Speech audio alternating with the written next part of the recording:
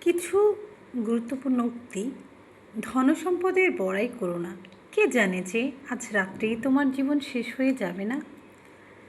আমি মিত্রকে নবজীবন দানে সক্ষম হয়েছি, কিন্তু আহাম্মককে সংশোধন করতে অপরাগ হয়ে গেছি।